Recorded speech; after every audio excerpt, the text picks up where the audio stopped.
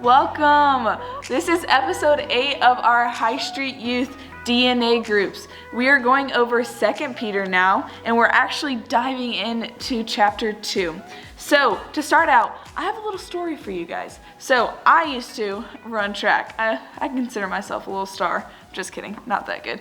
But I ran the 400. In my very first 400 race, I was incredibly scared. Let me tell you, it was so hard. I had no idea what I was doing, but I looked to my friend, Valerie Farmer. I remember her name, and I remember her telling me exactly how to run. She was a great runner, so I figured she knew everything. So I asked her, I was like, what do you think I should do? Like, how should I run this race? And she was like, sprint as fast as you can the entire time. And I was like, okay, let's run it. So I went out, I sprinted as fast as I can, as fast as I can, as fast as I can.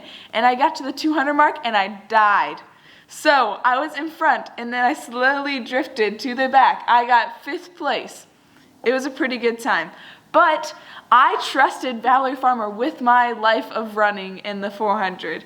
And let me tell you, the next time I did not do that. So it's a funny story, but it's so weird to think that I listened to her so strongly, and she had been running it like for probably 2 more times than me. But I thought she knew exactly what was happening, and I thought that she had the idea of how to run this race to the perfection. But it's funny that I said that because Peter talks about this kind of same concept in 2 Peter, actually. It talks about these false prophets. And you guys may be asking, what is a false prophet? Well, okay, so you know what false is. It's the opposite of true, okay?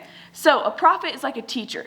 So if you think about something that's not true, and what our truth is known is the word of God, correct? Yes. Okay, so if it's a false prophet, it's someone that's teaching the falseness of the truth, so the falseness of the Bible. So he dives into what this means and like why this could be bad and like how this could affect you and affect me and affect everyone, honestly. So right off the bat in verses 1, they says, "But there were also false prophets among the people, even as there will be false teachers among you, who will secretly..." Okay, I'm going to stop right there before I get too close. It talks about how these false prophets are everywhere. So you need to be mindful that they are everywhere, no matter if you think that you're surrounded by the most true people. They are everywhere, okay? First off, they're everywhere. Secondly, in verses, at the end of verse 3, it talks about how in a long time their judgment... I'm going to read the whole thing. "By covetousness they will exploit you with deceptive words. For a long time their judgment has not been idled, and their destruction does not slumber." This verse is so complex, but so simple. It talks about how these false prophets are always around you, like we already discovered, but it talks about that at the end of the time, they're not going to get away with being false, okay? So you think, okay, a little white lie, not a worry. Maybe me telling my friend that it's going to be okay when it's not okay, it's not going to be worried. Or if you're telling someone something you don't actually know, that you think that that's going to be fine, well, it says right here that their destruction does not slumber, okay? So not only do we have to worry about other people being false prophets, but we have to recheck ourselves and make sure that we aren't false prophets, because in the end, there is a judgment day coming, and destruction does not slumber. So, and then the next following verses, it talks about this angel that has sinned. And you're like, an angel has sinned? What? Like, what? I didn't know angels could sin. But then you think about, oh, they're talking about Satan. Satan was one of God's angels, and he sinned and turned away from God. And that's where he was banished to hell, like they said in these verses. And this is kind of talking about how he's not going to get away with whatever he tries to do. Like no false prophet, no false teacher is going to get away. Not even the angel that sins. Okay, going on to the next kind of chapter, kind of verses. It talks about in verse 9, "Then the Lord knows how to deliver the godly out of temptation and to reserve the unjust under punishment for the day of judgment." So, you're thinking to yourself, Clementine, I'm not a false prophet. Why do I have to worry about this? If people are going to tempt me and they're all around me, how can I not fall into this temptation? Like, it's impossible.